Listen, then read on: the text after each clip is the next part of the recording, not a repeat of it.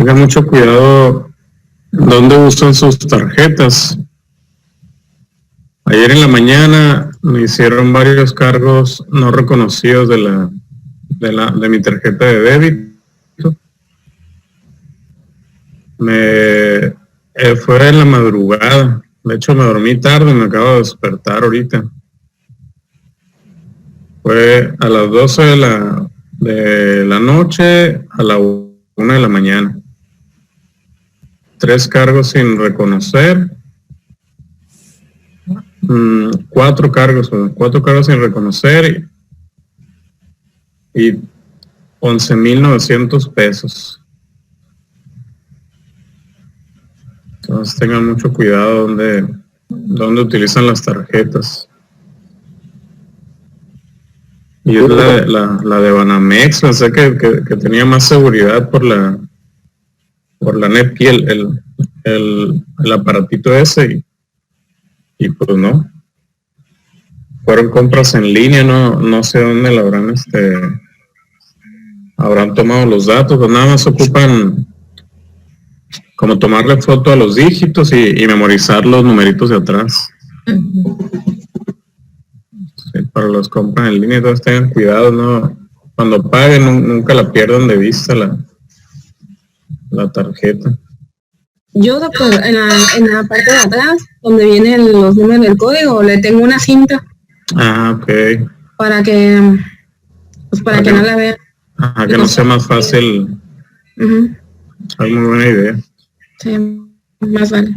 Sí, no, me duele ayer, hablando a Banamex. Afortunadamente cancelaron la tarjeta y ya me van a mandar otro nuevo plástico. Y ahorita estoy en espera de que no se haga el descuento. Si se hace, voy a tener que meter reclamación y así. Pero pues ni modo. Son cosas que pasan. Bueno, entonces vamos a comenzar con la clase. Mieloma múltiple. Empezamos entonces. Ok. Buenos días. Hoy vamos a abordar el tema de mieloma múltiple, para lo que vamos a revisar el siguiente contenido. Es la definición, brevemente su historia, un poco de epidemiología, los factores de riesgo asociados, la patogenia, en la presentación clínica, el diagnóstico, los diagnósticos diferenciales, el tratamiento y la estadificación de su pronóstico. Tenemos que esta es una enfermedad maligna que se caracteriza típicamente por la proliferación neoplásica de células plasmáticas que producen inmunoglobulinas monoclonales. Desde 1845 a 1873 se definió como tal la enfermedad de mieloma múltiple, siendo en 1889 cuando se hizo una primera revisión de la patología. Ya en 1890, Ramón y Cajal describieron la célula plasmática y poco a poco se fue avanzando en los métodos diagnósticos que nos podían apoyar para esta enfermedad.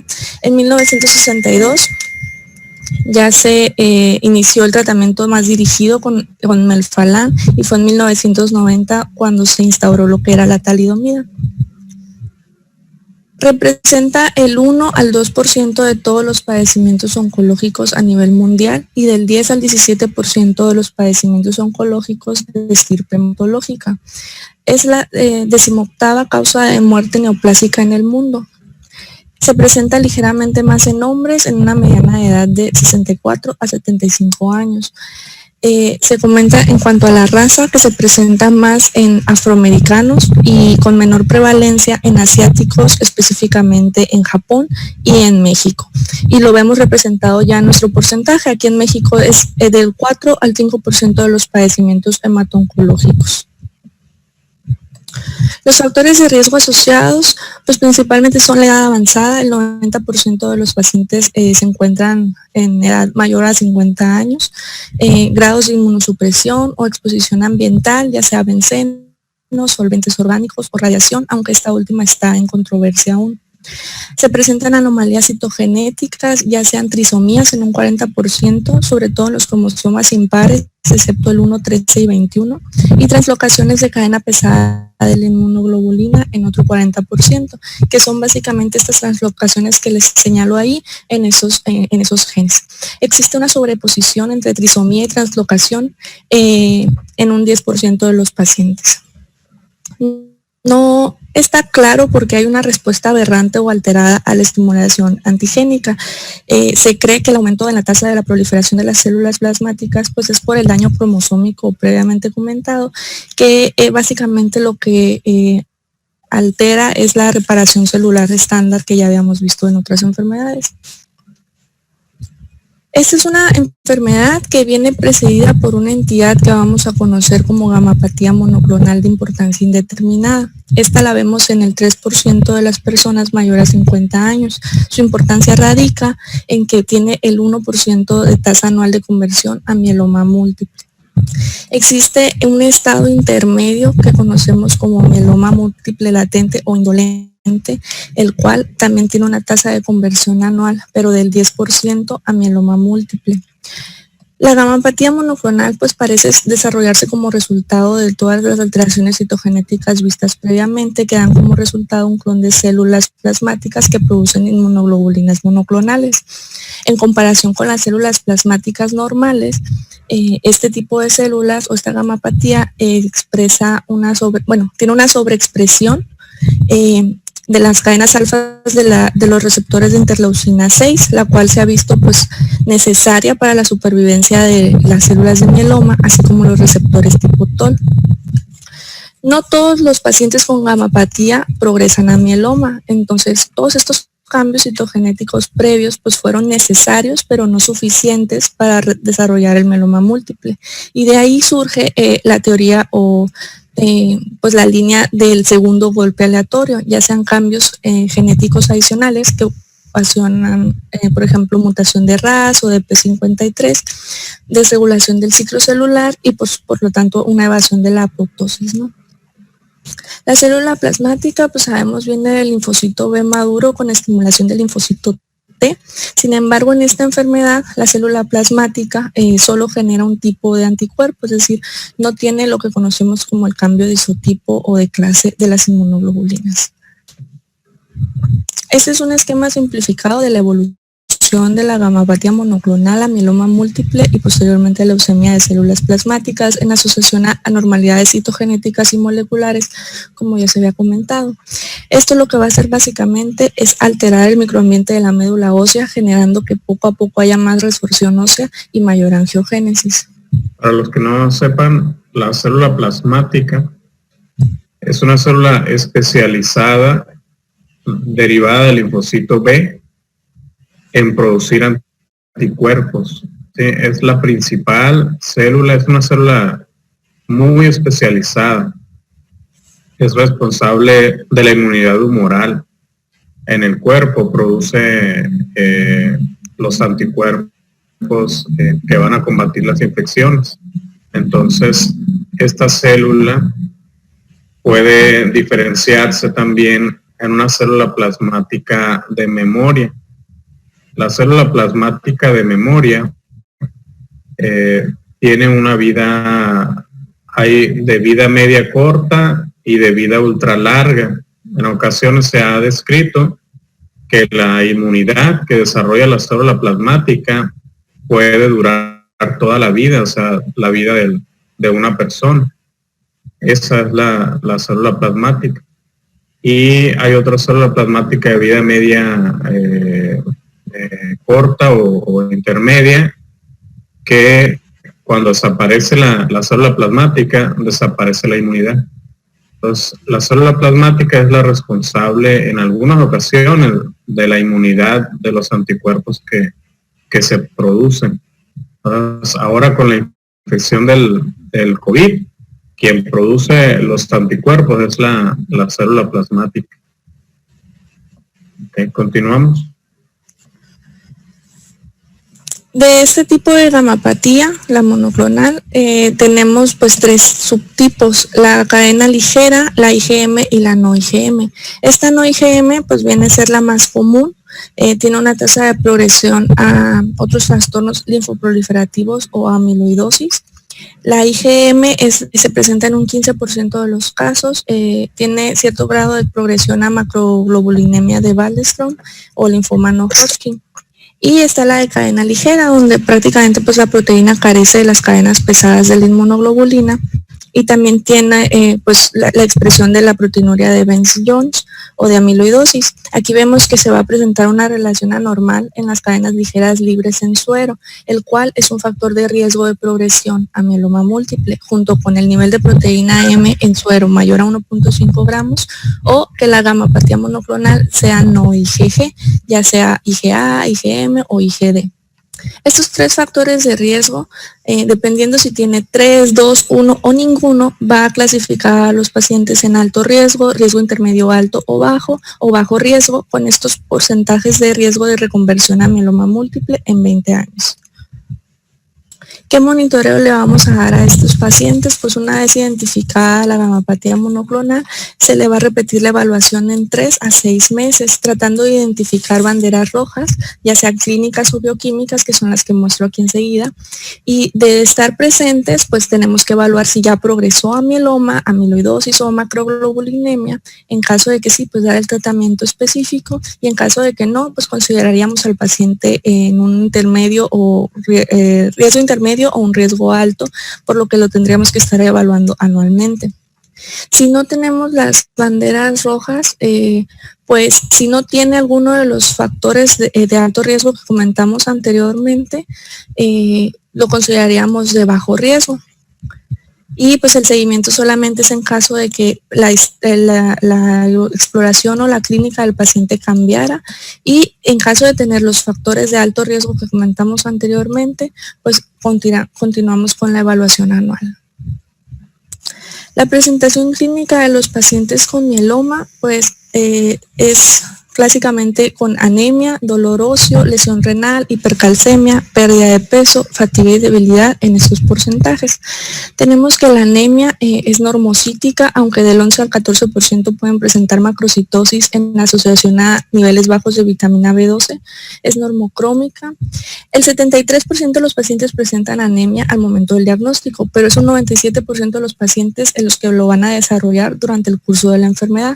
¿Por qué se presenta anemia? Pues es por el reemplazo en la médula ósea, deficiencia de eritropoyetina o por dilución. Tenemos que los pacientes van a presentar dolor óseo. Este es de intensidad leve a moderada, aunque el 10% de los pacientes la refieren como grave. Involucra el esqueleto axial y es inducido el dolor por el movimiento, mejora el reposo. Entonces, generalmente en la noche, pues los dormidos o acostados, el dolor cede, aunque con los cambios de posición sí se puede exacerbar. La altura del paciente puede reducirse, esto por compresión de la columna, y en cuanto el paciente refiere dolor óseo, pues estamos obligados a evaluar la presencia de plasmocitomas. ¿Por qué se da el dolor óseo? La infiltración ósea es por el desequilibrio en la actividad de osteoclastos y osteoblastos, con aumentos en los niveles de interleucinas 3 y 7, las cuales inhiben la diferenciación de los osteoblastos. La infiltración ósea va a tener un cierto predominio o preferencia por los sitios con mayor cantidad de médula ósea, ya sea la columna, las costillas, el cráneo, la pelvis. La lesión renal, pues en su mayoría está asociada al depósito de cadenas ligeras, que es lo que conocemos como mieloma renal, aunque un bajo porcentaje de pacientes se ha asociado a nefropatía por grados de hipercalcemia. Puede concurrir con amiloidosis de cadenas ligeras o ser una nefropatía por daño inducido por fármacos, ya que estos pacientes se automedican. La clínica asociada a la lesión renal pues es anemia, fatiga, oliguria e incluso manifestaciones del síndrome urémico ya en etapas avanzadas. La hipercalcemia, que pues básicamente se asocia a la desmineralización ósea, es alrededor de los 15% de los pacientes presentan al momento del diagnóstico cifras mayores a 11 miligramos de calcio. La clínica asociada, pues fatiga, estreñimiento, náuseas, sed, confusión. Otras sintomatologías referidas son parestesias, hepatosplenomegalia, linfadenopatía y fiebre, pero en un porcentaje mínimo. Aquí lo importante, nada más a resaltar, es el CRAB en el mieloma.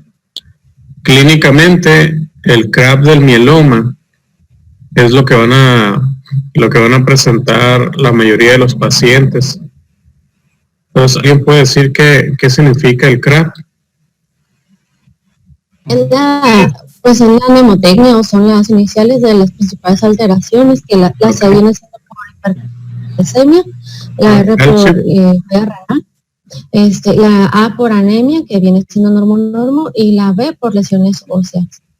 Ok, esa mnemotecnia está descrita en los artículos también, incluso en las bibliografías, que es lo que se busca en un paciente que pueda tener mieloma. Yo creo que casi lo más característico y que vemos en un paciente es la anemia. Estos pacientes no suelen cursar con trombocitopenias. Es muy difícil que tengan trombocitopenia e incluso que tengan linfopenia. Entonces, por eso no se describe como un hallazgo clínico frecuente, ¿no? Ni trombocitopenia ni linfopenia. Va a ser un paciente con anemia y con otras situaciones, ¿no? El mecanismo de la anemia pues es variado. Uno puede ser por la misma infiltración de las células plasmáticas a la médula ósea. 2, puede ser de inflamación. 3, puede ser de carácter renal. Ya ven que estos pacientes cursan con una falla renal y pues tienen una disminución de la producción de eritropoyetina. Entonces, es mucho más común la anemia. En menos del 5 a 10% yo creo que podrían presentar trombocitopenia, ¿sí? Pero no es común. Hay que tener en cuenta que si se presenta trombocitopenia o está muy avanzado el cuadro o se trata de alguna otra cosa. O sea, una visitopenia a lo mejor tiene algún otro padecimiento. Ok, continuamos entonces. Okay. Hay un porcentaje bajo de pacientes que van a presentar afección neurológica, sin embargo es importante porque la mayoría de estas presentaciones van a necesitar atención inmediata, por ejemplo la compresión extraoral de la médula espinal. Un porcentaje bajo de los pacientes también pueden presentar datos de hiperviscosidad, sangrado oronasal, visión borrosa, datos vasomotores. La radiculopatía es la afección neurológica más común, generalmente pues es lumbosacra. La neuropatía periférica pues generalmente es rara, a menos que estemos ya hablando del síndrome de Poems, donde pues todos los pacientes la presentan. El compromiso en el sistema nervioso central es raro, el plasmocitoma cerebral es raro. Y hay datos de pacientes que presentan encefalopatía por niveles elevados de amonio en ausencia de afección hepática, entonces se asocia pues propiamente a la enfermedad. Tenemos que el plasmocitoma extramedular pues es una infiltración de células plasmáticas delimitada que puede afectar al tejido óseo o al tejido blando. Se considera plasmocitoma solitario cuando pues no hay evidencia de afección a otro nivel. Aquí tenemos una resonancia en las imágenes A y B en T2. Vemos que el plasmocitoma en forma de uso, pues ahí se resalta en verde. Y ya en la T1, con contraste, vemos que realmente el daño pues está más extenso y se resalta con el siguiente color.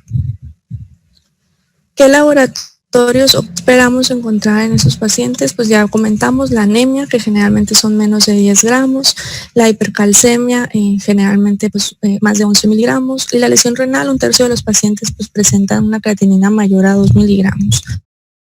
Debemos de solicitar inmunoglobulinas, electroforesis, inmunofijación, niveles de albúmina, de velocidad de sedimentación glomerular, las cadenas ligeras, libres en suero y citogenética. Aquí la electroforesis va a tener el 80% de sensibilidad sola en suero.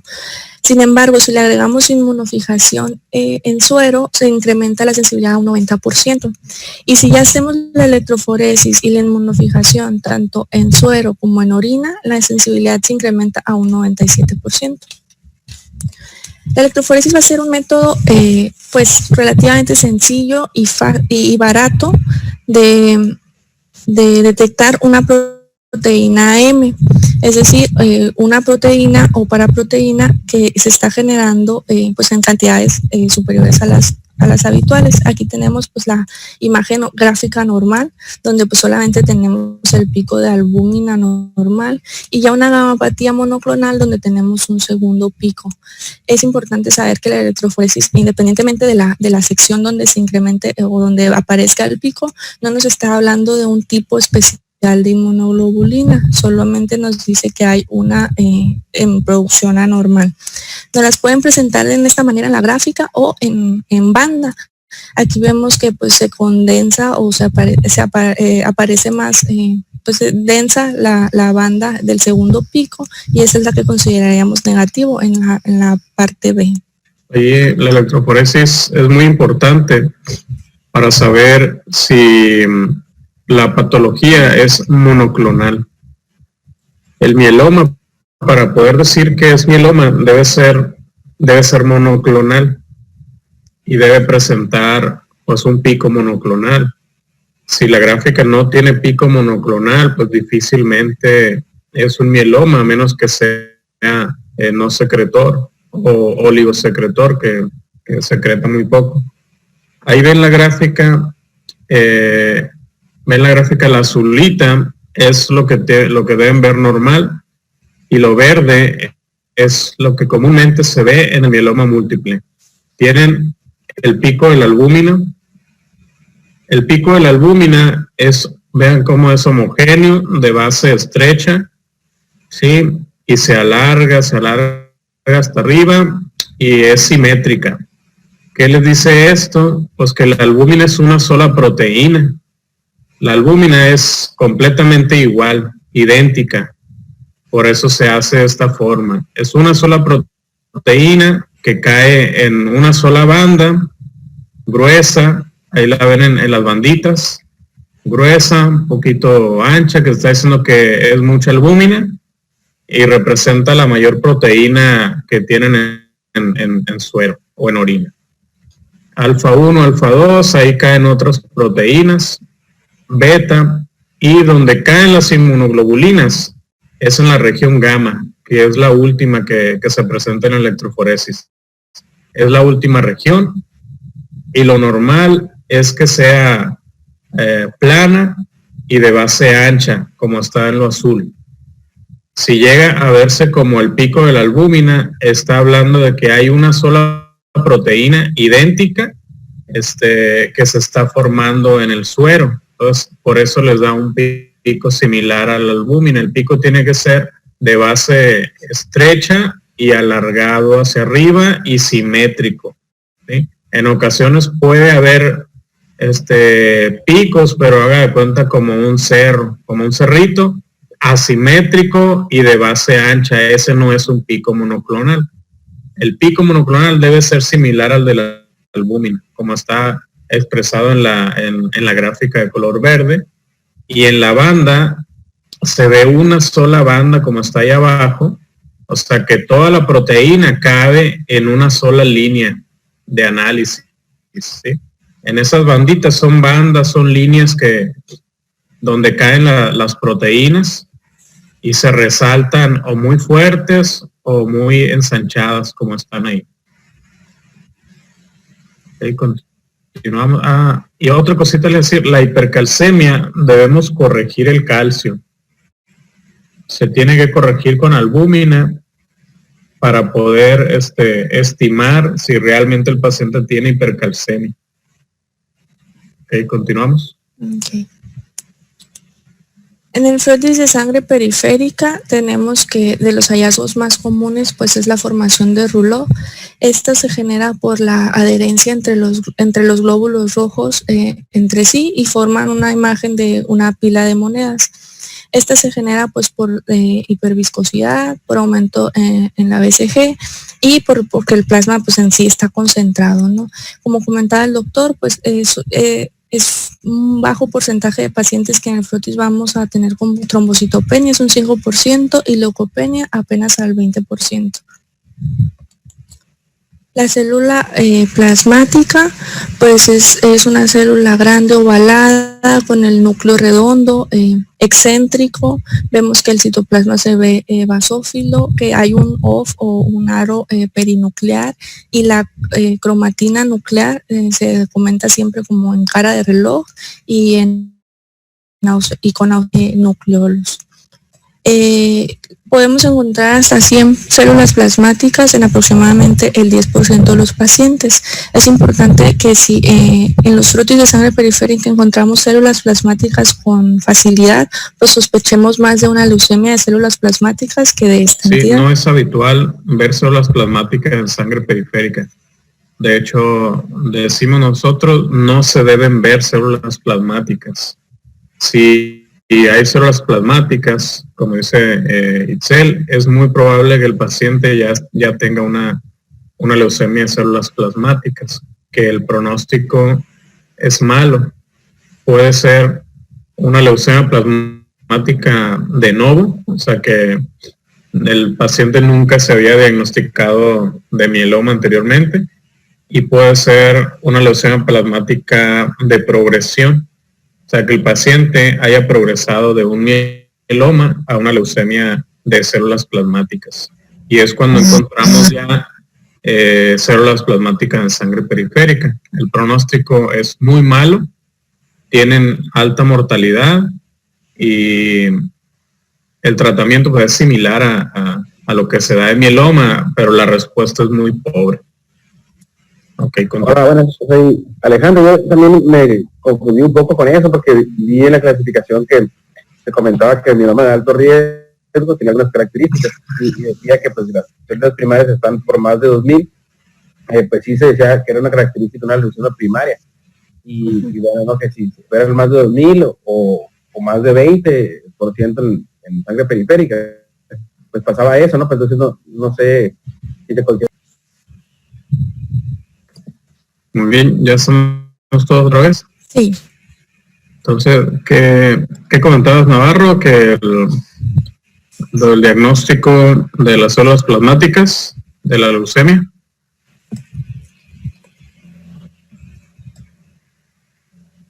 Ahí está Navarro. ¿Qué pasó, Navarro? No sé, comentar que como su poco de confusión que vi en la clasificación de lo que se comentaba en el mieloma de alto riesgo, que pues que era eso, que había características de una leucemia primaria, lo que estaba definida por más de 2000 células plasmáticas o más de 20% en un reparto de sangre periférica. Entonces, pero sí comentaba también que era como una definición de células plasmáticas, pero también lo catalogaba como un linfoma de alto riesgo. Okay. Sí, el pronóstico es malo. Así hacen el diagnóstico. El 20% de sangre periférica o más de 2000 células por litro circulantes. 2 por 10 a la 9 tienen que encontrar de células plasmáticas o más del 20%. Sin embargo, con que veas unas 2, 3, ya te das cuenta de que va a superar el 10% si haces la cuenta. Tiene que contar alrededor de 200 a 500 células en sangre periférica, linfocitos. Se cuentan los linfocitos y de los linfocitos, si representa más del 20%, ya es catalogada como una leucemia celular plasmática. Obviamente hay que hacer el inmunofenotipo para confirmarlo, pero ya por frotis ya se puede hacer el diagnóstico. Ok, continuamos. Ok, tenemos pues métodos de imagen para identificar la infiltración ósea, donde podemos ver fracturas patológicas, fracturas por compresión o ya grados de osteoporosis por densitometría. Se prefieren las técnicas de imagen con cortes transversales, aunque en ocasiones pues por radiografías simples, aunque tiene una baja sensibilidad, se pueden identificar lesiones osteolíticas ya en etapas avanzadas, y es lo que a veces genera la referencia para el inicio del abordaje diagnóstico. Existen subtipos, el 52% de los pacientes se presentan con tipo IgG, 21% IgA, 16% Ben Jones, ya sea kappa o lambda, Y a su vez hay 3 patrones, como comentaba el doctor previamente. El mieloma de cadena ligera, que se presenta en un 20% y es el más asociado a falla renal. El mieloma oligosecretor, donde la proteína M en suero pues no cumple criterios diagnósticos, es menor a 1 gramo, y la proteína en orina en 24 horas es menor a 200 miligramos. Y el mieloma no secretor, cuyo porcentaje... Pues, está conectando a alguien. Está conectando a alguien ahí para que le den... Martín Sánchez está conectando, dice, a la sesión. Está abierta, o sea, no... Ah, ok. Muy bien, continuamos. Es el audio. El audio. Ok, y el mieloma no secretor, que es pues un porcentaje bajo de los pacientes, donde presentan una inmunofijación normal en suero y orina, incluso el ensayo de cadenas ligeras libres también puede ser normal. Este mieloma no secretor tenemos, que también lo podemos dividir, hay un 85% de los pacientes que no van a presentar inmunoglobulinas en las células plasmáticas, y el otro 15% sí presentan proteína M, pero con una secreción alterada. Y no se deben confundir con proteína M y la IgM. Sí, es importante que no lo confundan, ¿sale? Vean cómo la IgM es muy poco frecuente que se presente como un mieloma múltiple. De hecho, hay otra enfermedad monoclonal también que presenta una IgM elevada. Creo que no está en su programa, pero alguien puede decirme de qué se trata.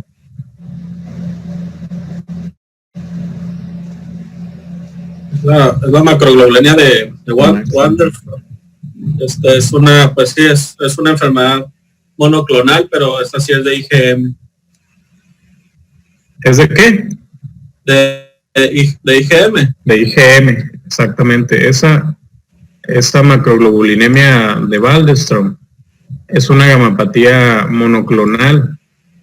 Sí, se comporta más como un linfoma. De hecho, está más en la clasificación de los linfomas que de gamapatías.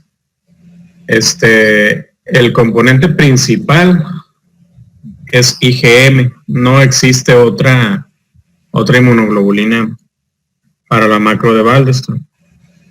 Y vean cómo se puede traslapar con el mieloma múltiple, ¿sí? Sin embargo, estos pacientes se tratan más como linfomas que como mieloma.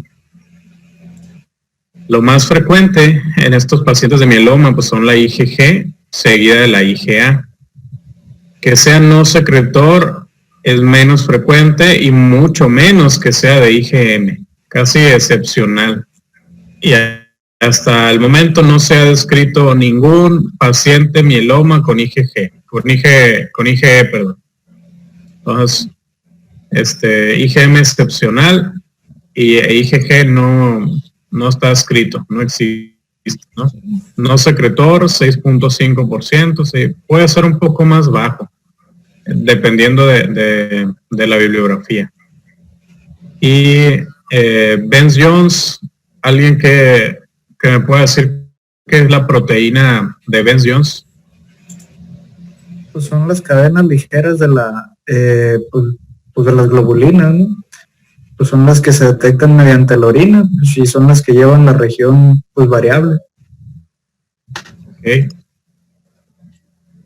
Muy bien, la Bence-Jones, la proteína de Bence-Jones, pues no es más que detectar las cadenas ligeras de las globulinas que se desprenden y se detectan en la orina. Eso es la proteína de Bence-Jones.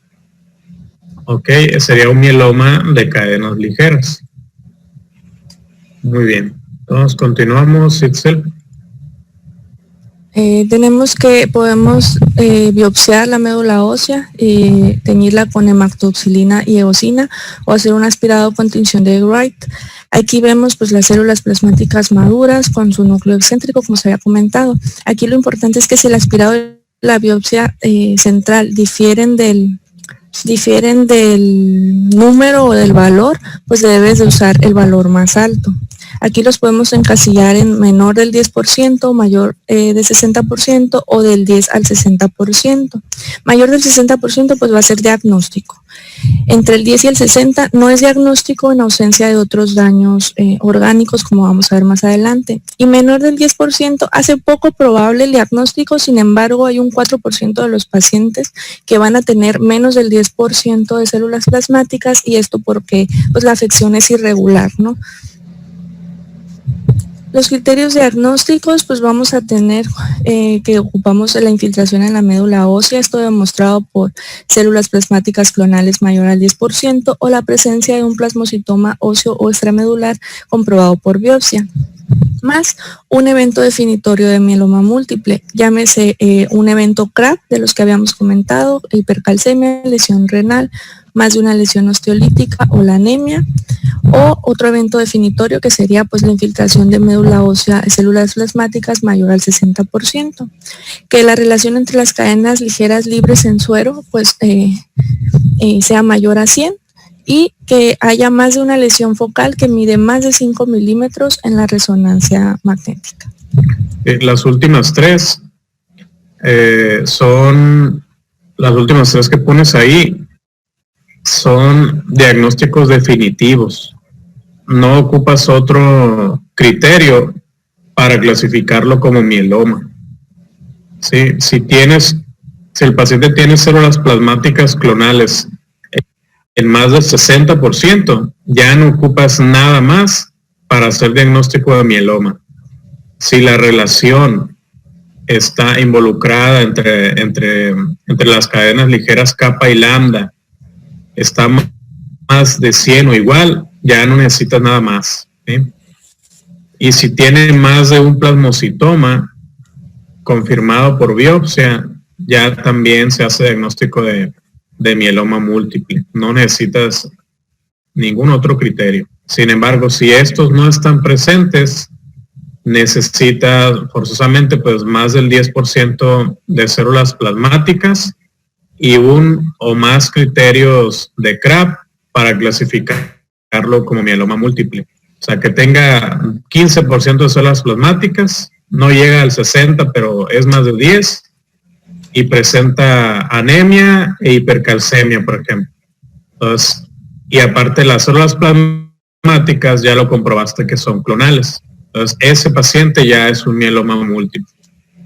Entonces, o uno de los tres últimos que pone ahí de los eventos, o más del 10% con uno o más de los diagnósticos clínicos de CRAB. ¿Vale? Entonces, pues básicamente tenemos las presentaciones que comentábamos: la gammopatía monoclonal, el mieloma indolente o asintomático, el mieloma activo, donde ya pues se hizo el diagnóstico, como dice el doctor, con esas tres eventos definitorios, o ya el activo temprano, y ya el activo sintomático, pues ya es con el resto de afección orgánica, incluyendo pues ya CRAB. Entonces tenemos pues el algoritmo diagnóstico. Cuando ya sospechamos clínicamente que un paciente pudiera estar presentando esta entidad, pues solicitamos toda la batería de estudios que comentábamos previamente. Si encontramos que la proteína M está presente en electroforesis o inmunofijación, o que la relación entre cadenas ligeras pues es anormal, ya vamos a solicitar una recolección de orina de 24 horas para realizar la electroforesis y inmunofijación y el ensayo de cadenas ligeras nuevamente. Si no estuviera presente esa proteína M, pues realmente es poco probable un trastorno clonal de células plasmáticas. Si ya estamos en el otro apartado, pues vamos a ver si el paciente presenta algún dato de CRAB o ya tiene la relación anormal de cadenas ligeras, y vamos a continuar la evaluación. Aquí ya pues podríamos solicitar el aspirado de médula ósea, la biopsia con inmunofenotipo y citogenética, el resto de los valores pronósticos, albúmina, beta 2 microglobulina y PCR, y complementar con estudios de imagen ósea. Si tenemos que en médula menos del 10% de células plasmáticas, no hay lesiones óseas, no hay nada de CRAB, bueno, vamos a ver qué tipo de proteína M tenemos. Si es IgG, IgA o IgD, tal vez estemos frente a una gamapatía monoclonal no IgM, definida de esta manera. Si es una proteína M, no es ninguna de esas tres, pero tampoco es IgM, pues estamos frente a una de cadenas ligeras. Aquí pues vamos a ver la relación anormal entre las mismas y pues no hay daño orgánico. Y si la proteína M es IgM, debemos evaluar si hay linfadenopatía, hepatoesplenomegalia con una tomografía. Si la tiene, pues debemos de medir la viscosidad y evaluar para, como comentaban previamente, la macroglobulinemia de Waldenström o el mieloma IgM. Si además de la linfadenopatía no hay datos neurológicos, pues tenemos que evaluar otra vez para macroglobulinemia y aquí sí se vería necesaria una biopsia linfática. Si el paciente no tiene linfadenopatía ni hepatoesplenomegalia, pues estamos frente a una gamapatía IgM. Si ya en la médula ósea tenemos más del 10% o ya identificamos un plasmocitoma por biopsia, pues vamos a revisar si tiene o no daño orgánico, y si no lo tiene, pues, pero tenemos más del 60% y las cadenas alteradas, y tenemos cualquiera de los eventos definitorios, pues estamos frente a un mieloma múltiple, y si no, pues puede ser un mieloma latente, un mieloma indolente. Y si quieres, se puede regresar a donde tenías las características de los mielomas, de las gamapatías monoclonales. Esa, ahí para que lo entiendan más el cuadrito. O sea, el mieloma activo es que tengan el componente monoclonal, váyanse al final. Mieloma activo sintomático es que tengan la presencia del componente monoclonal, sea IgG, IgA, IgM, ¿no? Componente monoclonal en suero o en orina, un plasmocitoma confirmado, o bien pues células plasmáticas clonales más de 10%, más uno de los dos de CRAB. O sea, diagnóstico de mieloma con presencia de componente monoclonal. ¿Sí? Mieloma temprano, pues este ya es con uno de los criterios definitorios de mieloma. ¿Sí?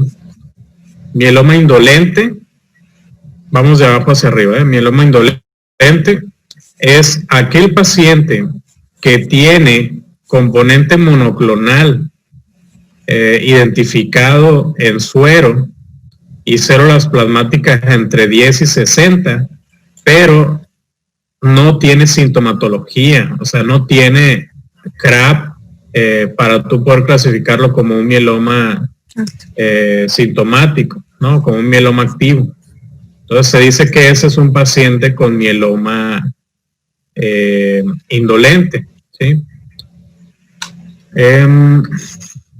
Y la gamapatía monoclonal de significado incierto es aquel paciente que solo presenta el componente monoclonal, ¿sale? Solo hay la presencia del componente monoclonal, generalmente menos de 3 gramos por decilitro. No hay datos de CRAB, no hay células plasmáticas más del 10%, no hay evidencia de plasmocitoma, no hay adenomegalias para clasificarlo como una macro de Waldenström. O sea, no hay absolutamente nada, únicamente está presente el componente monoclonal. Esa es la gamapatía monoclonal de significado incierto, MGUS se llama, por sus siglas en inglés.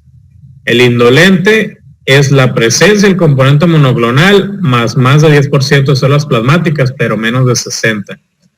El sintomático, ya algún síntoma o algún signo de mieloma definitorio.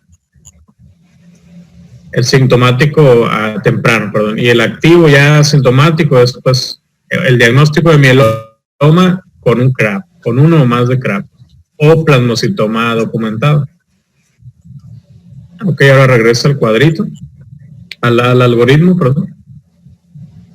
Y ya este algoritmo, pues ya te va a dirigir sobre todo hacia el diagnóstico diferencial más importante, sobre todo si es IgM. Vean, ahí los va llevando.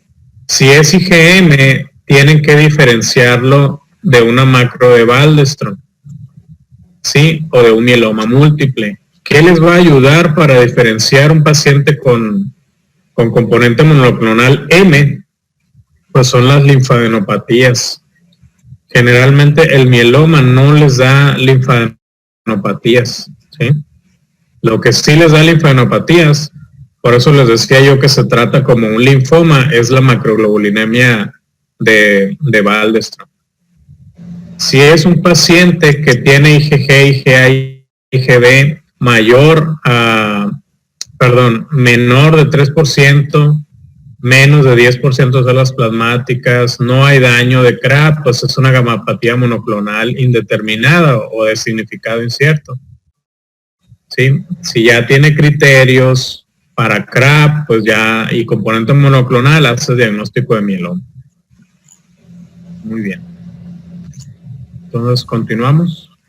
Entonces, pues básicamente nuestro diagnóstico diferencial va a ser identificar una gamapatía monoclonal de significado incierto, una amiloidosis primaria, la cual puede evolucionar esta gamapatía, una macroglobulinemia de Waldenström, enfermedad por depósito de cadenas ligeras, un plasmocitoma solitario, también puede ser con hiperparatiroidismo, enfermedad hepática, enfermedades del tejido conectivo, otros procesos infecciosos o enfermedades inflamatorias crónicas. Tenemos un índice pronóstico internacional que lo clasifica en 3 estadios. El estadio 1 pues es cuando se presentan todos los siguientes: albúmina sérica mayor a 3.5, que la beta 2 microglobulina está menor a 3.5 y que no hay riesgo alto por citogenética. El riesgo alto por citogenética se establece por ciertas translocaciones o alteraciones que vamos a ver más adelante, y tiene una supervivencia de 62 meses. El estadio 3 pues es que la beta 2 microglobulina está mayor a 5.5 y que hay un alto riesgo citogenético con una supervivencia de 29 meses. El estadio 2 básicamente es que no entra entre el estadio 1 y estadio 3, con una supervivencia de 45 meses. Algo está cuenta nada más rapidísimo es que la beta 2 microglobulina la piden demasiado, pero no tiene ningún peso diagnóstico, ni en linfoma ni en mieloma. Sí, no tiene peso diagnóstico. La beta 2 microglobulina solo te puede, te puede orientar, pero solo te va a servir para el pronóstico. Cuando ya lo tienes identificado, ya sabes que tienes que irte a ver la microglobulina para ver si está muy elevada o si está algo elevada, pero no te dice nada sobre el diagnóstico, ¿sí? Y yo veo que los pacientes que sospechan, ahí en medicina interna, que sospechan de algo hematológico, le piden la beta 2 microglobulina, pero no les va a servir de nada porque no es diagnóstico de mieloma, pues de que la tenga elevada ya es muy sospechoso que sea mieloma, ¿no? O que sea linfoma, pues tampoco, ¿no? Solo les va a servir para pronóstico. Y estos estadios de pronóstico pues nos ayudan a ver cuál es la expectativa de vida que va a presentar un paciente con mieloma. Hay que recalcar que es una enfermedad que no se cura hasta el momento ni con trasplante ni con quimioterapia. No se cura, es algo crónico que le va a quedar al paciente de por vida.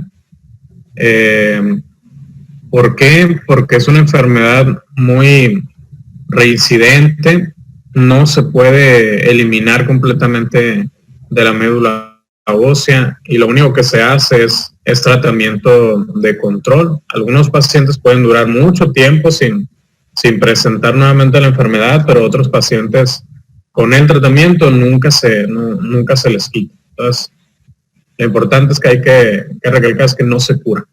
¿Sale? Continuamos entonces, Itzel. Y tenemos otra escala pronóstica, que es la de Doris-Salmon. Lo divide en 4 etapas. La etapa 1, pues con esas características. La etapa 1 pues se considera de bajo riesgo. La etapa 2 y 3 pues ya se consideran de etapa intermedia y la 2 de etapa intermedia y la de 3 y la 4 pues ya son básicamente la etapa 3 es de alto riesgo y la etapa 4 solamente es para identificar alto riesgo en B y bajo riesgo en A. Muy bien, estas escalas pronósticas, Duri-Salmon cada vez se está utilizando mucho menos porque se ha visto que tiene escaso valor pronóstico. Entonces se está utilizando mucho más la clasificación de IPR, que es la que vimos anteriormente. ¿Por qué? Porque pues valora muchos criterios y aparte no correlaciona bien con cómo le va a ir al paciente, o sea, no correlaciona bien con el pronóstico. Ya solamente pues se está quedando de lado. Yo creo que lo han de haber estudiado para la ENAR, nada más, y ya después ya empezó a decaer la escala de Duri-Salmon. Sin embargo, todavía hay algunos centros que la utilizan, ¿sí? Que se puede utilizar para clasificar al paciente, ¿no? Pero más es la del IPR, la del índice pronóstico internacional. El tratamiento que vamos a tener con esos pacientes, pues inicialmente es de soporte, tratar de cubrir la analgesia con la escala analgésica de la OMS y estabilizar las lesiones óseas de presentarse, ¿no? Ya para el tratamiento específico, pues previamente vamos a evaluar el estado funcional del paciente, ya sea con las escalas de Karnofsky, ECOG, Charlson, y vamos a dividir el tratamiento en inducción, posinducción y mantenimiento. También tenemos que identificar si el paciente es apto o no para el trasplante. No se considera apto un paciente mayor de 77 años con cirrosis, con un ECOG de 3 a 4 o un IJA de 3 a 4. Inicialmente tenemos a los pacientes de alto riesgo citogenético. Comentábamos, pues, por ejemplo, cuando tienen una de lesión en cromosoma 17, el brazo corto, 13, y la translocación 4-14, translocación 14-16, la translocación 14-20, que la DHL se presente 2 veces arriba del límite superior pues estándar para ese laboratorio, o que haya alto riesgo, como comentaba el doctor Navarro, con 2.000 células plasmáticas, donde ya consideraríamos una leucemia primaria. Bajo riesgo o riesgo estándar serían los pacientes con alteraciones citogenéticas como las trisomías que veíamos al principio o una translocación 6-14, esas citogenéticamente pues son de riesgo estándar.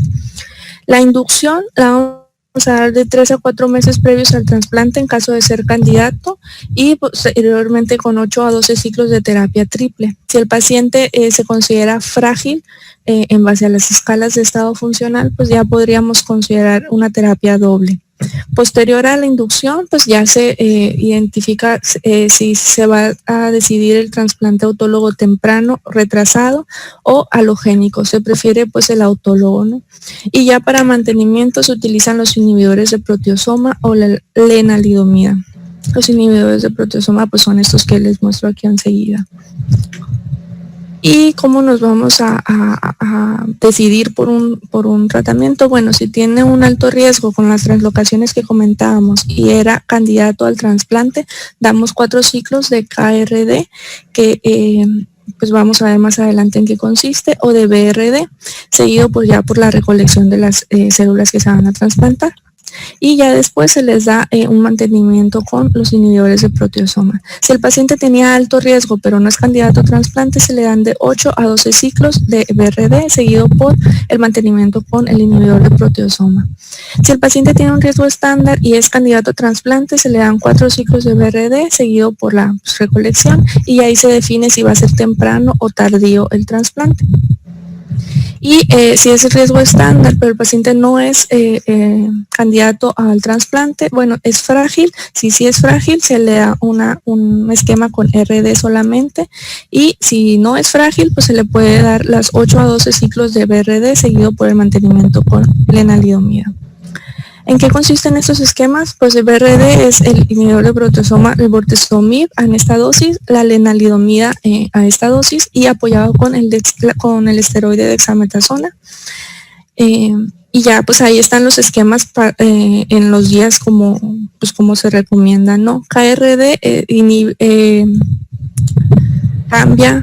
cambia al bortezomib por carfilzomib,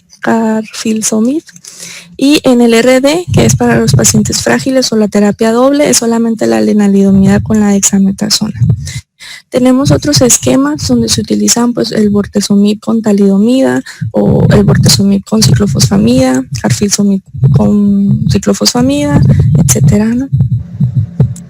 Tenemos que la progresión de la enfermedad, pues tenemos al paciente indolente que progresa a ser activo, se le da una terapia de primera línea y puede pues responder, tener una meseta de remisión, pero volver a tener recaída y realmente pues como comenta el doctor, pues no es una enfermedad que se cure, realmente estamos esperando meses de remisión, pero no por completo.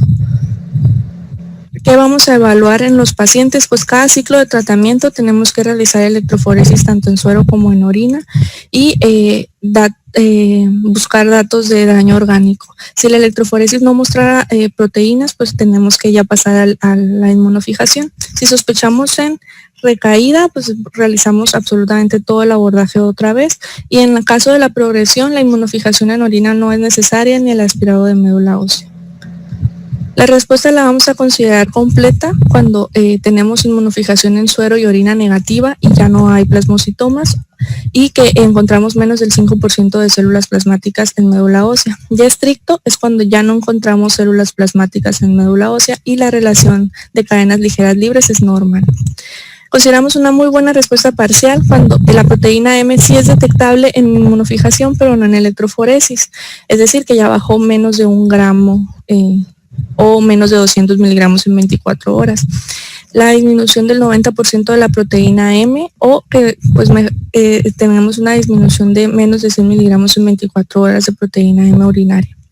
La respuesta parcial es cuando disminuye más del 50% de la proteína M que ya teníamos, disminuye más del 50% de la diferencia anormal que teníamos de las cadenas ligeras libres, disminuye más del 50% de las células plasmáticas iniciales o 50% del tamaño de los plasmocitomas identificados inicialmente. Y una enfermedad estable pues es que no cumple criterios realmente de respuesta completa ni de respuesta parcial. Consideramos una recaída cuando la enfermedad pues progresa, es decir, presenta empeoramiento de la disfunción orgánica, que aparezcan nuevos plasmocitomas o que incrementen los previos en un 50%, es decir, al menos un centímetro de tamaño, o que aumenten más del 5% de células plasmáticas en la médula ósea. La remisión es tener por lo menos una respuesta parcial al menos 6 meses. ¿Cómo le damos seguimiento? Pues con electroforesis de proteínas en suero y el ensayo de cadenas ligeras libres en suero cada mes mientras esté en tratamiento y ya fuera de tratamiento se realiza cada 3 meses.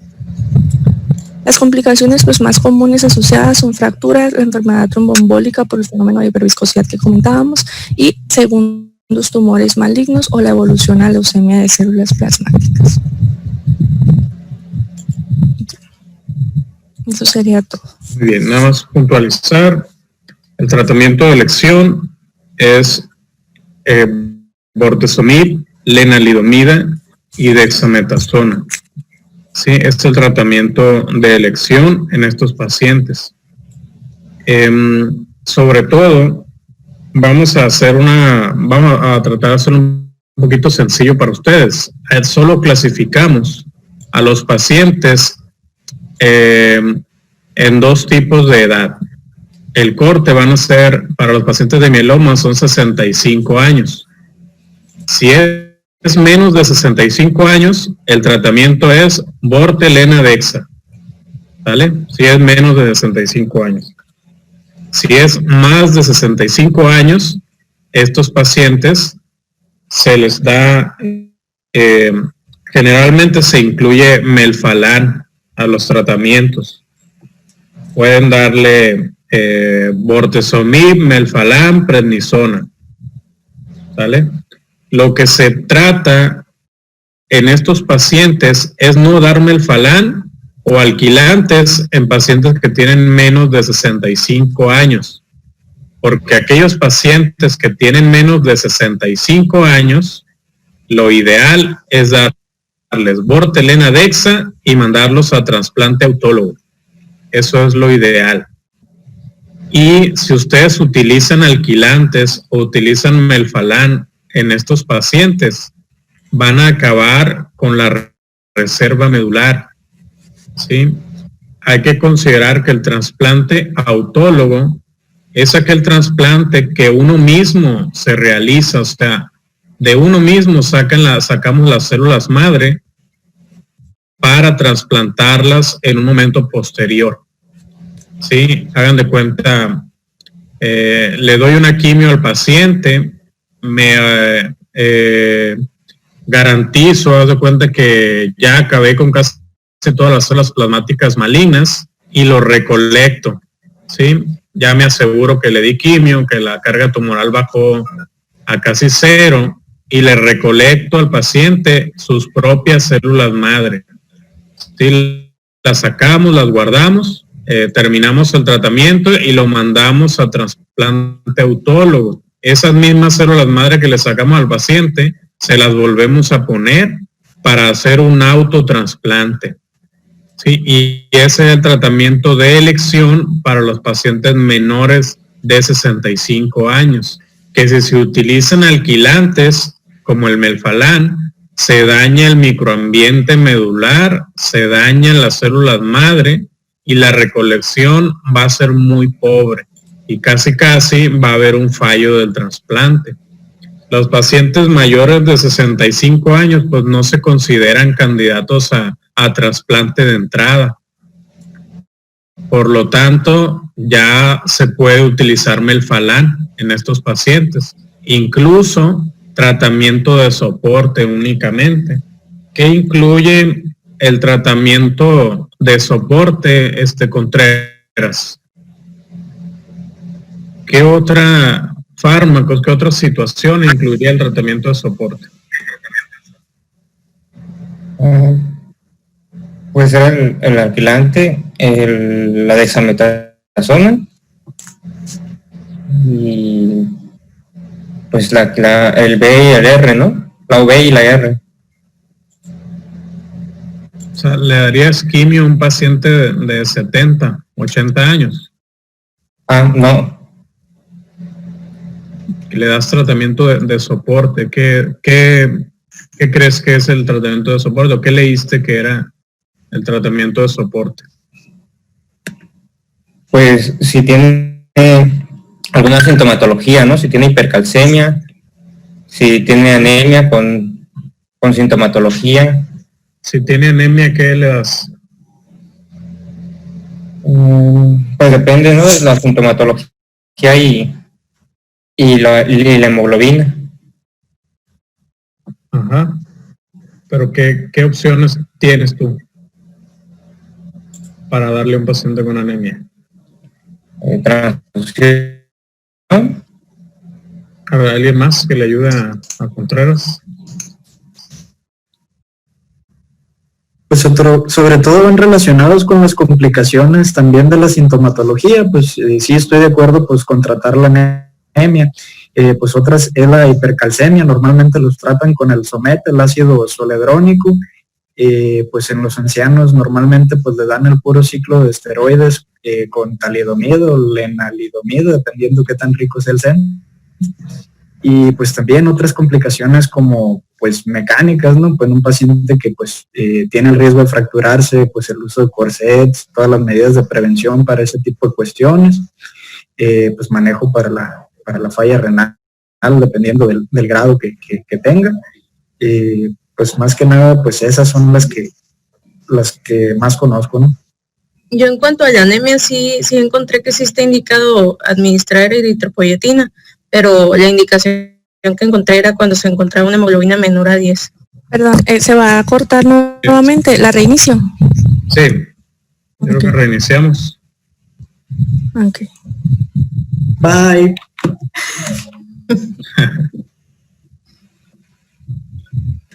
Ay.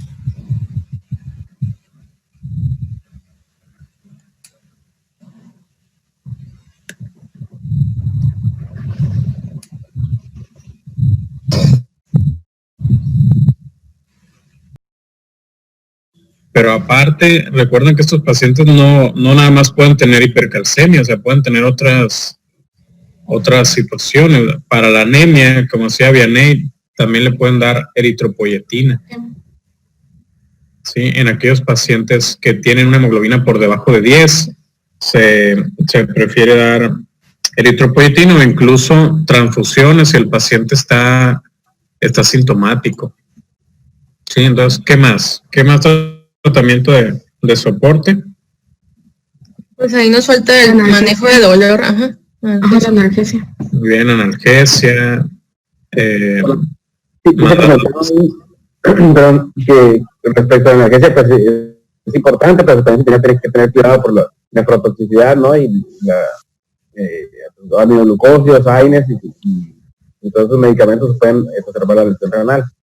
Y no sé si falta también comentar lo de la enoxaparina, se comentaba, porque hay un riesgo elevado de trombosis también. Y eso es lo que recuerdo. Ok, sí, profilaxis de trombosis con aspirina, pero hay que tener cuidado.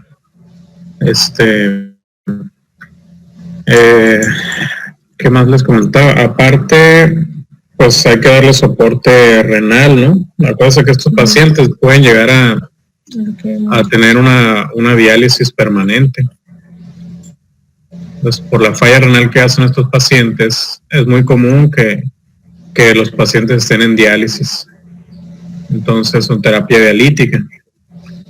Pues le comentaba, todo eso conlleva el soporte de un paciente que no es candidato a una terapia de tratamiento agresiva, ¿sí?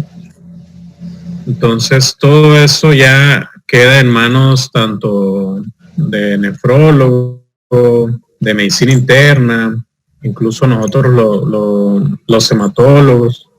Es un paciente multidisciplinario. Es muy difícil ya cuando tiene falla renal que el paciente vaya, o sea, una falla renal con diálisis, ¿no? Es muy difícil que un paciente así salga adelante. Algo decía comentar con respecto a los tratamientos, perdón. Si el paciente, ya vimos los tratamientos estándar, ¿no? Si el paciente recae o hay progresión de la enfermedad, se tiende a utilizar los nuevos tratamientos para mieloma múltiple, que algunos de ellos son efectivos. El daratumumab, que son anticuerpos monoclonales, el carfilzomib, que son nuevos tratamientos, nuevas terapias que están autorizados para pacientes en recaída, ¿sí? Hay esquemas con daratumumab, dexametasona, con daratumumab, lenalidomida dexa, daratumumab borte, ¿sí? Es el rescate que le vamos a dar a estos pacientes. Pero lo importante es nada más clasificarlo con el corte de 60 años, ¿sale? Y ¿no eran 65 el corte, doctor? 65 años, perdón, 65 años es el corte para decidir si le das tratamiento con bortelena dexa para luego trasplantarlo, ¿vale? Entonces, voy a hacer hincapié en que son pacientes que casi se presentan con anemia, ¿sí? La trombocitopenia es rara, hay que buscar el CRAB en estos pacientes. La beta-2 microglobulina solo les va a servir para pronóstico, no les sirve para diagnóstico ni el mieloma ni el linfoma. Entonces solo es pronóstico. ¿Alguna otra situación, chicos?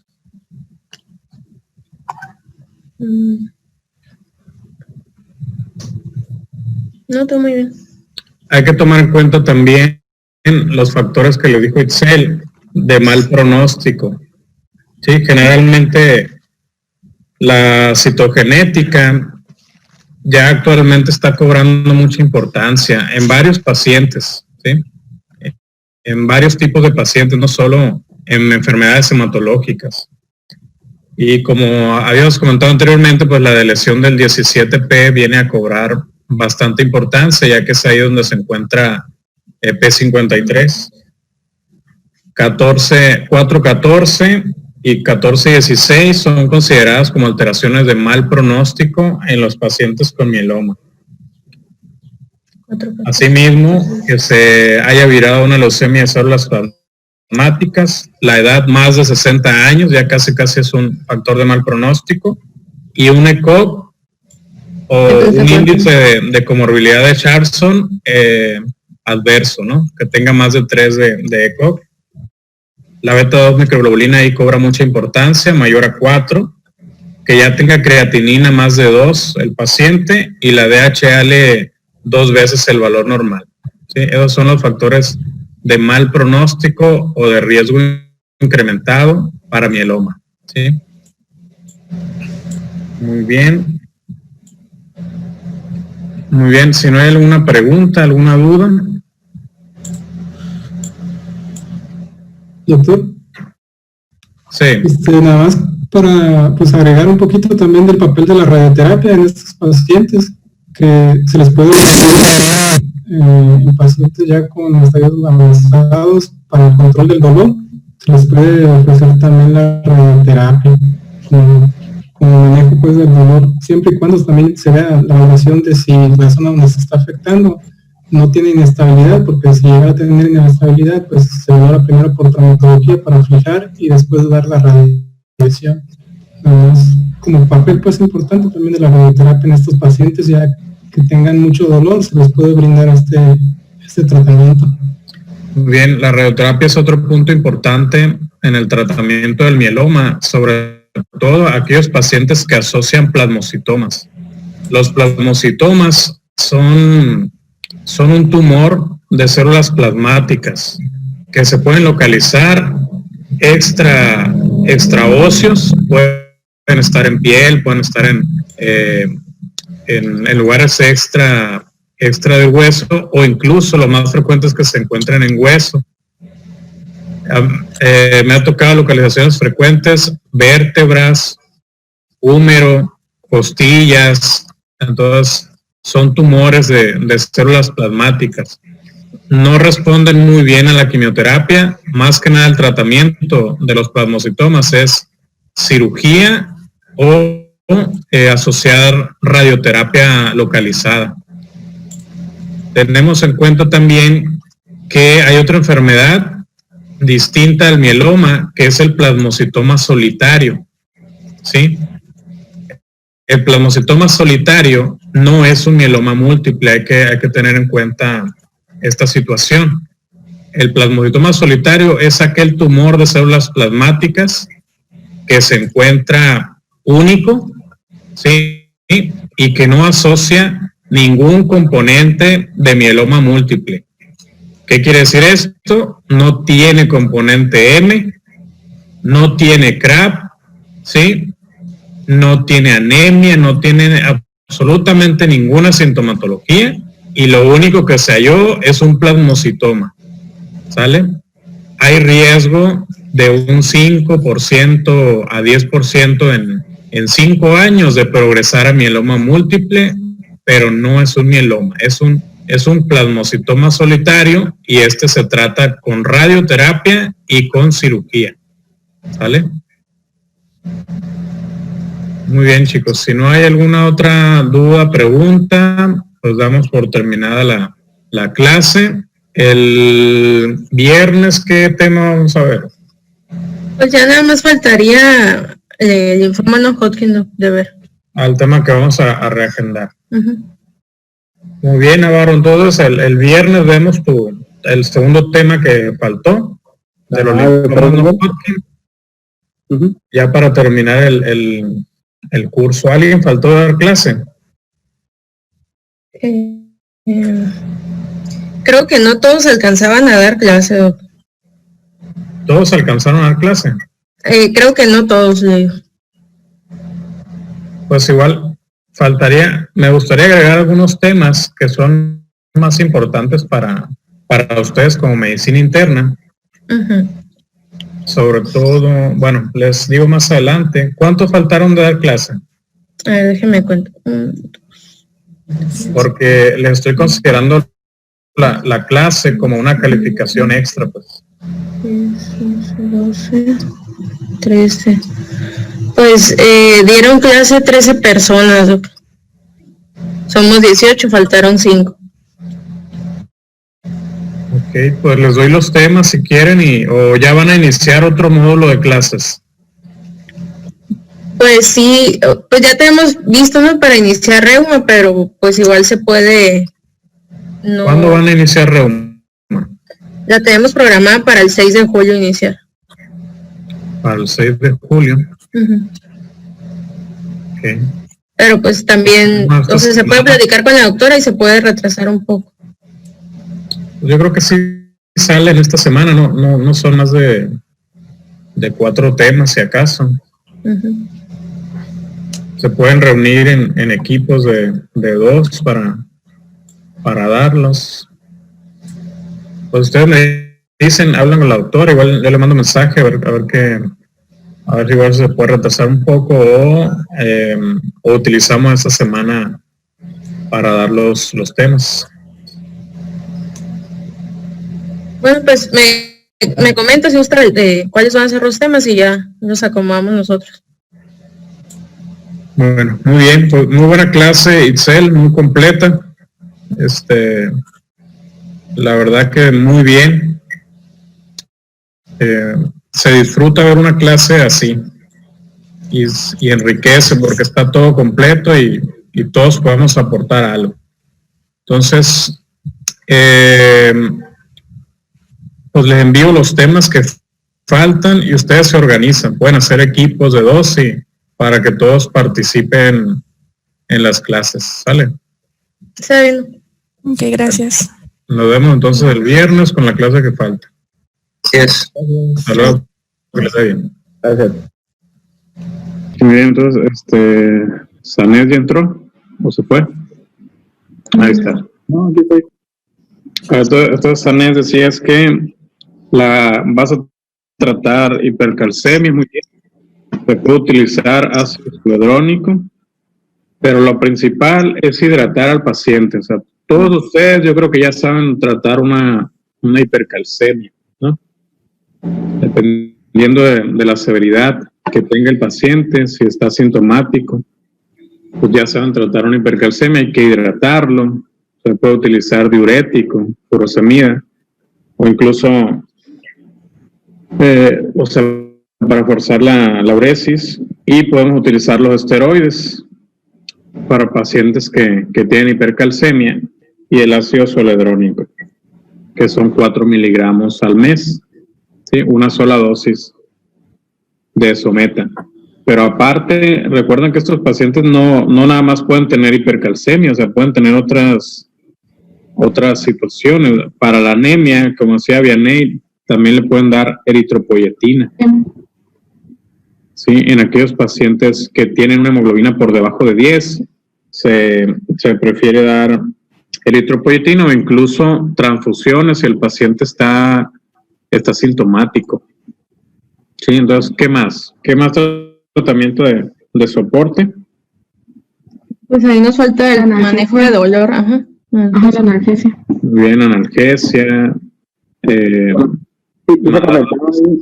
Perdón, que respecto a la analgesia, pues es importante, pero también se tiene que tener cuidado por la nefrotoxicidad, ¿no? Y la aminoglucósidos, AINES y todos esos medicamentos que pueden exacerbar la lesión renal. Y no sé si falta también comentar lo de la enoxaparina, porque hay un riesgo elevado de trombosis también. Y eso es lo que recuerdo. Ok, sí, profilaxis de trombosis con aspirina, pero hay que tener cuidado.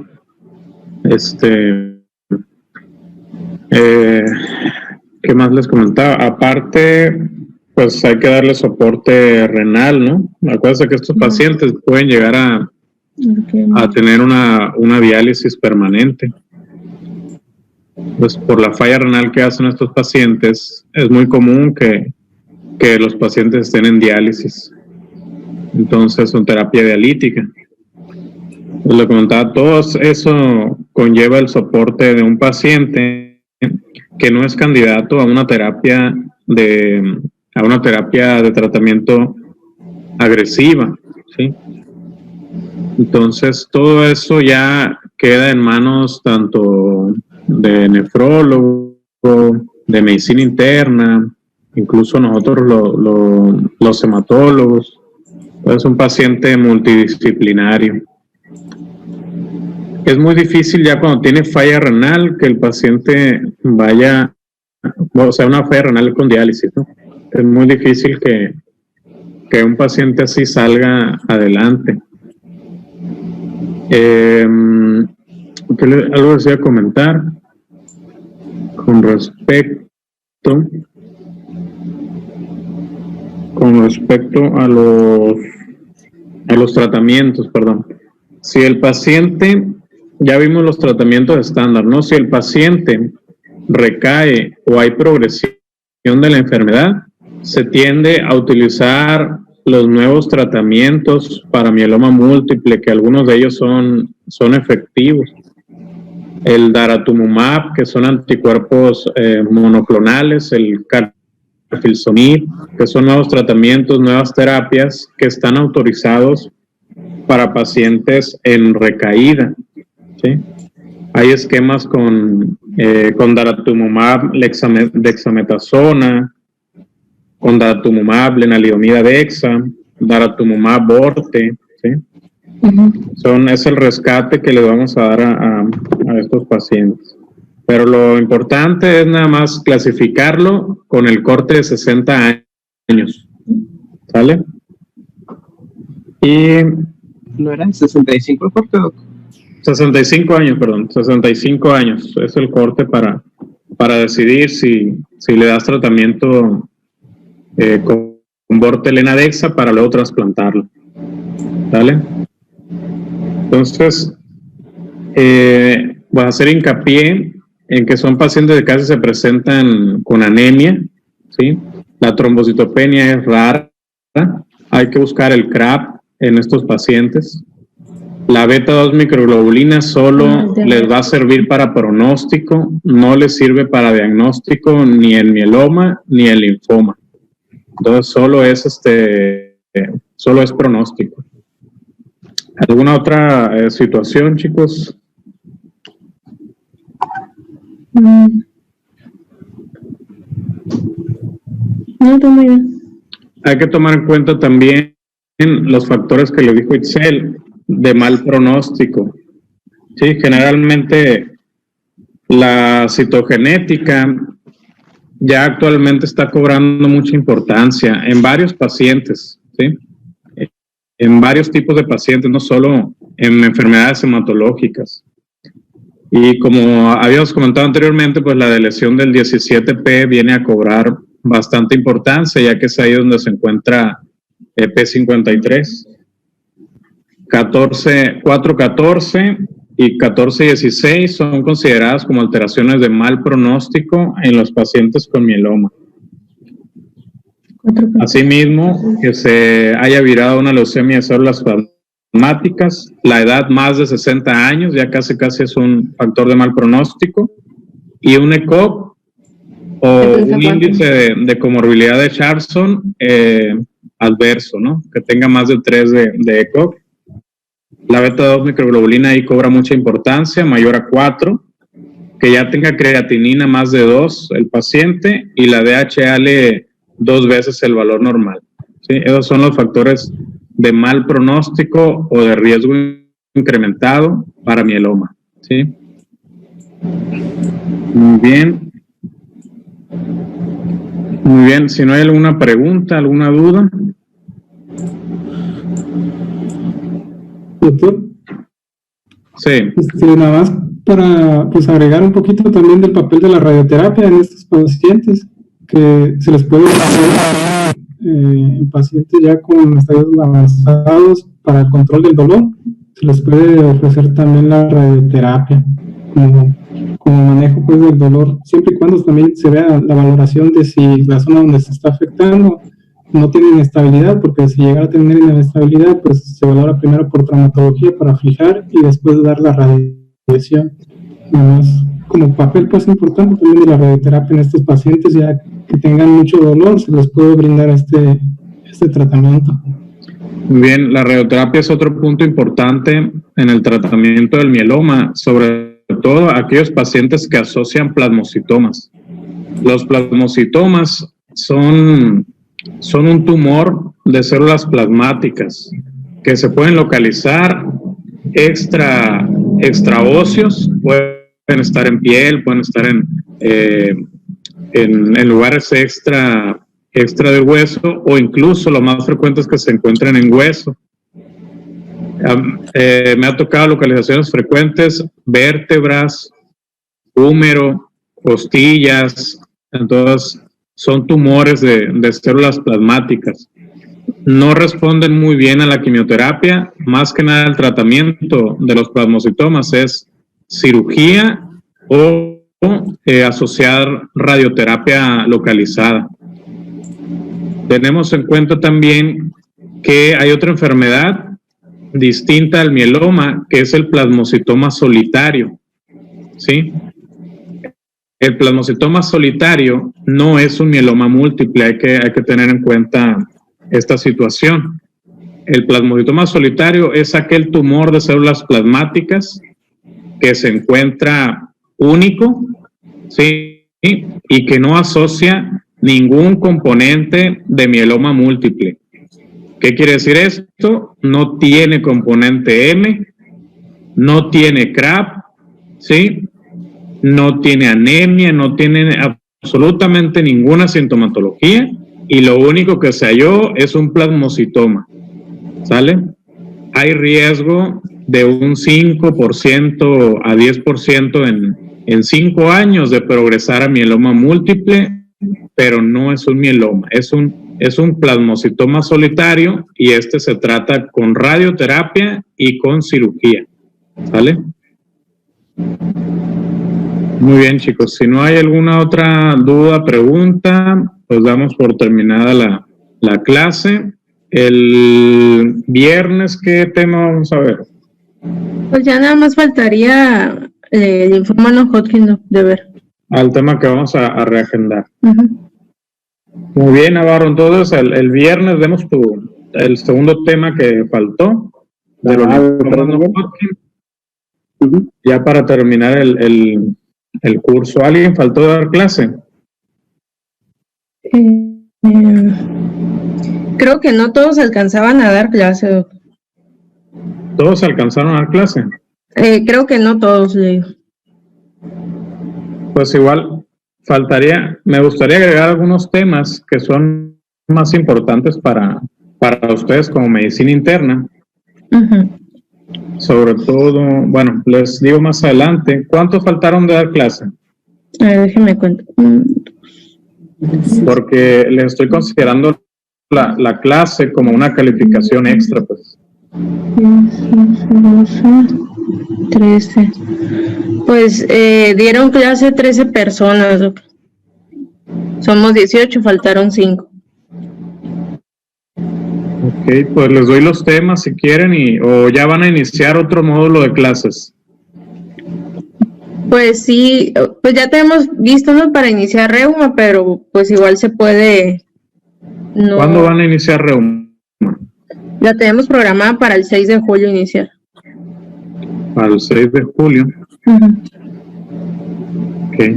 Pero pues también, entonces se puede platicar con la doctora y se puede retrasar un poco. Yo creo que sí sale en esta semana, no son más de 4 temas, si acaso. Se pueden reunir en equipos de 2 para darlos.